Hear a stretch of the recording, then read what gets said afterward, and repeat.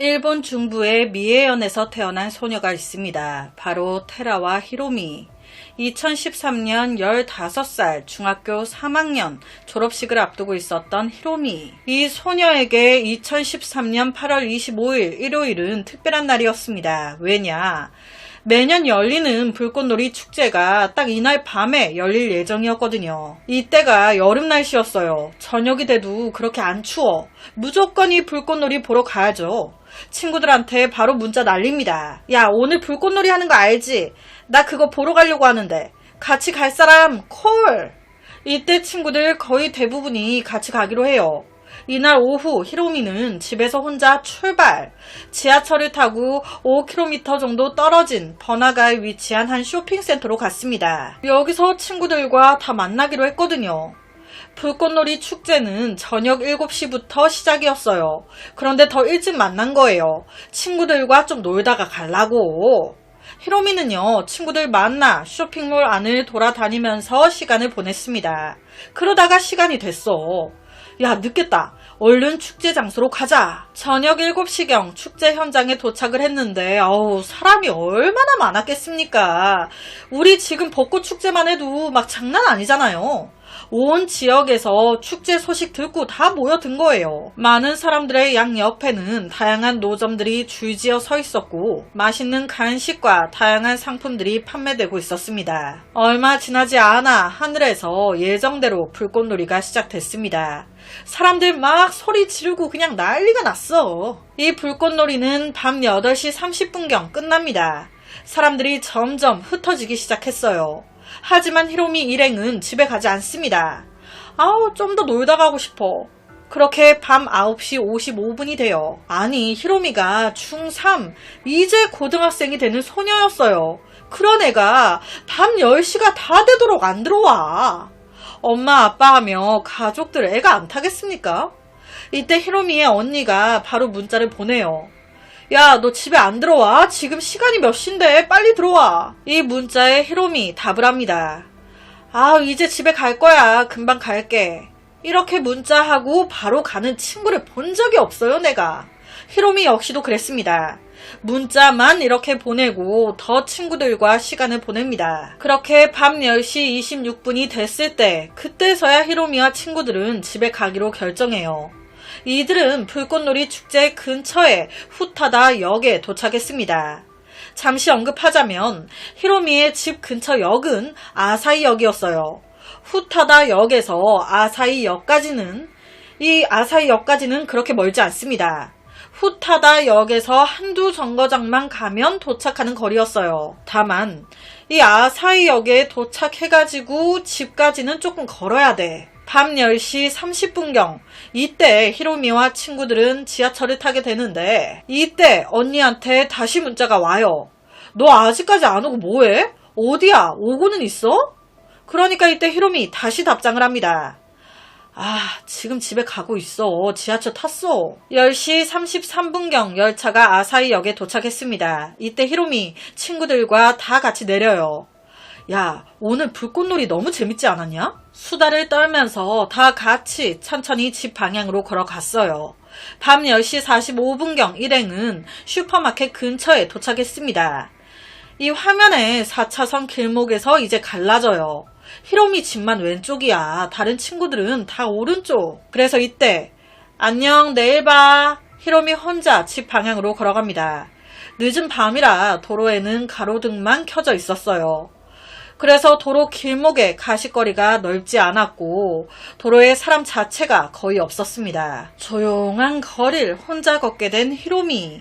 아니, 얼마나 무서웠겠어요. 어두워. 아무도 없어. 아무 소리도 안 나. 귀신이든 사람이든 뭐라도 튀어나올까봐 무섭지.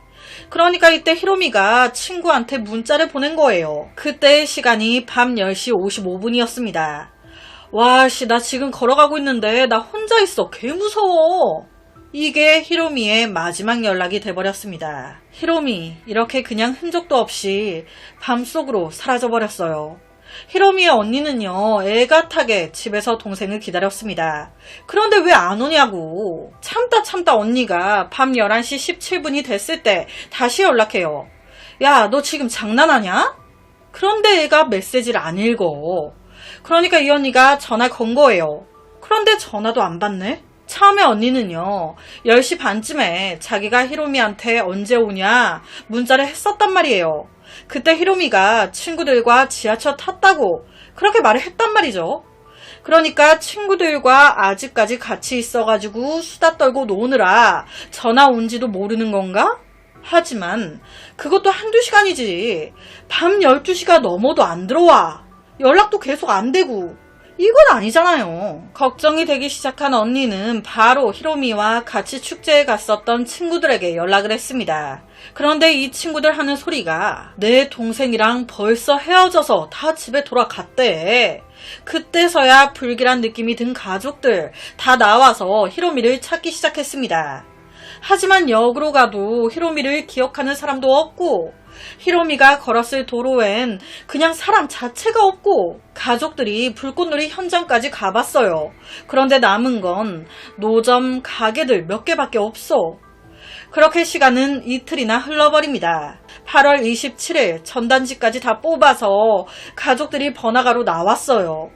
이 소녀를 본 적 없는지.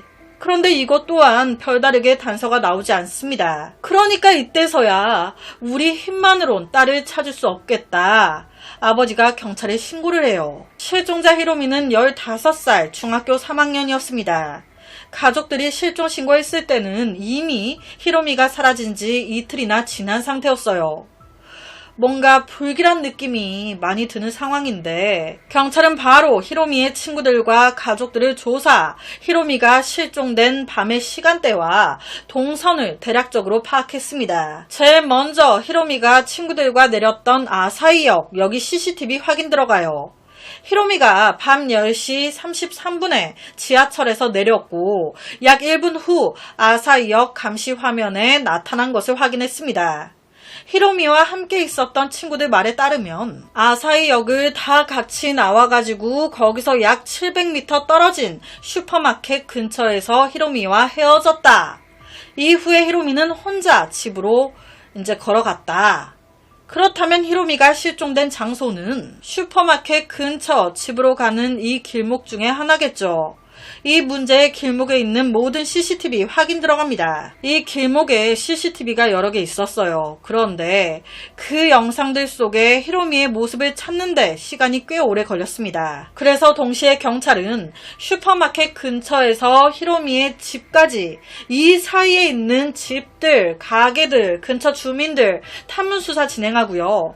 그 길목에 숲이나 공터 다 수색 들어갑니다. 그리고 경찰 또한 전단지를 만들어 이곳 저곳에 다 붙여놨죠.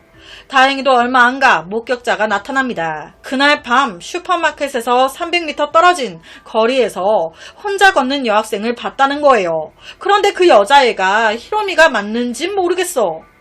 그렇게 정처 없이 시간은 더 흘러 8월 29일 히로미가 실종된 지 4일째가 됐습니다. 이때 경찰 위 상사로부터 지시 명령을 받아요. 사라진 히로미 수색 들어가라고. 이날 오후 2시 30분경 날씨가 엄청 더웠어요. 경찰들 다 나와가지고 찾아다니는데 이때 한 경찰관이 4차선 도로 옆 빈 공터를 우연히 그냥 쓱 봤는데 뭔가 있는 것 같아.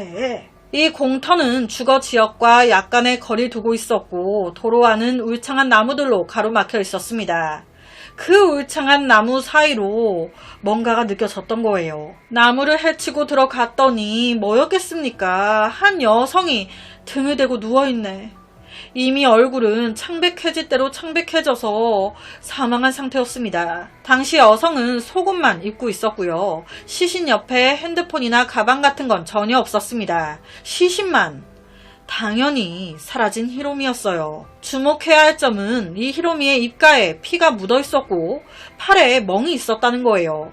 법의학자는요, 아무래도 누군가에 의해 코와 입이 막혀 질식사한 것 같다 추정했습니다. 히로미가 발견된 장소는 친구와 헤어진 슈퍼마켓에서 700m, 목격 위치에서 400m 떨어져 있었어요.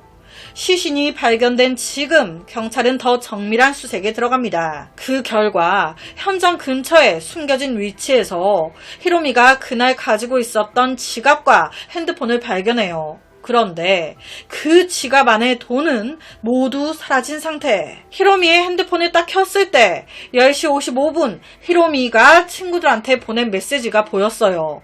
10시 55분에 히로미가 나밖에 없어 개무서워 라고 보내서 11시쯤에 친구들이 답장을 했어요. 아 그래? 아무도 없어? 그런데 팩트는 여기서부터 애가 읽질 않았어. 10시 55분까진 문자를 했어요. 그런데 이 5분 사이에 무슨 일이 벌어진 건지 11시부터 답이 없어. 이 5분. 히로미의 몸과 소지품에서 다른 사람의 DNA가 발견되진 않았습니다. 하지만 히로미의 핸드폰에서 제3자의 지문이 나와요. 가족이나 친구들 게 아니야. 경찰은 이 핸드폰이 매우 개인적인 물건이잖아요. 본인과 가족 외엔 제3자가 만질 가능성이 크게 없죠. 그러니까 경찰이 봤을 땐 이거 범인 지문 같아. 혹시나 싶어 경찰은 이 지문을 경찰 데이터베이스에 등록된 전과자들이나 범죄자들 중 한 명이지 않을까 싶어 조회해봤습니다. 그런데 일치자는 나오지 않아요. 경찰은요, 이 사건에만 90여 명의 조사팀을 구성했고 8천여 명의 수사관을 파견, 현장 근처 100여 개의 장소에 있는 CCTV 영상을 다 분석했습니다. 동시에 인근 주민들을 대상으로 일일이 방문 조사를 계속하면서 어떻게든 범인과의 관련된 단서를 찾고자 했어요. 하지만 안 나와. 그러니까 생각이 드는 거예요. 이거 묻지마 범죄인가? 히로미가 살해된 지 3개월 후 안 되겠다 생각한 경찰, 대중들에게 도움을 요청합니다. 언론에 뿌린 거예요. 거기에 300만 원의 현상금까지 걸어버립니다. 그리고 동시에 경찰은 히로미가 친구와 헤어진 시간대에 인근 도로 CCTV 영상을 반복해서 검토해요. 본 거 또 보고 본 거 또 보고 이게 뭐 도움이 될까 싶은데 되더라고요. 경찰은 마침내 이 영상 속 한 명의 수상한 남성을 발견합니다. 이 남성은 저녁 10시 50분경에 슈퍼마켓 근처에 나타났어요. 처음 이 남자를 봤을 때 경찰은요, 뭔가 낯이 익었습니다. 이 남자를 어디서 봤더라? 이 남자! 사건이 막 발생했을 때 경찰이 근처 주민들 탐문수사했었단 말이에요. 그때 경찰이 탐문수사했었던 인근 마을 주민 중에 한 명이었네. 이 사람의 이름은 생고쿠 나오야. 놀랍게도 18살 고등학교 3학년 학생이었습니다. 그런데 키가 185였대요. 덩치도 건장하고 인상 보세요. 그의 집은요, 사건 현장에서 620m 떨어져 있었습니다. 도보로 한 10분 거리? 맨 처음 경찰이 탐문수사하러 그의 집을 찾았을 때 그때 나오야는 얼굴색 하나 변하지 않고, 아니요, 이런 여자애는 못 봤는데. 8월 25일이요? 저는 그날 하루 종일 친구 집에 있었어요. 그때가 불꽃놀이 축제하는 날이어가지고 그 축제 근처 고층 아파트에 사는 친구 집에서 불꽃놀이 봤어요. 그리고 한 8시 반쯤 축제 끝나서 자전거 타고 저희 집으로 갔죠. 친구 집에서 저희 집까지는 한 1시간 반 정도 걸려요. 그래서 밤 10시쯤 집에 도착했고 그 이후로는 나가지 않았습니다. 히로미도 모른다고, 처음 보는 아이라고. 나오야는요, 고등학생으로 곧 졸업을 앞두고 있었어요. 성격도 좋아가지고 주위에 친구들 많았습니다. 보통 사람이 범행을 저질렀다면 경찰이 이렇게 찾아왔을 때 좀 떨려하면서 두려움이나 당황을 할 법하잖아요. 그런데 이때 나오야는 너무 침착했어요. 그러니까 경찰이 전혀 이상함을 못 느꼈던 거예요. 실제 이날 경찰이 찾아오고 나서 나오야는 자기 SNS에 글까지 올렸습니다. 아사히역 근처에서 한 소녀의 시신이 발견됐다 하는데 중학생 소녀 같아요. 경찰이 제 집에 방금 왔다 갔는데 손이 멈추지 않고 계속 떨리네요.